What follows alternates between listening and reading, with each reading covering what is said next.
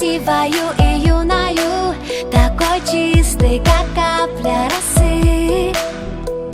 Ее душа переливалась струнами, она верила в знаки и сны.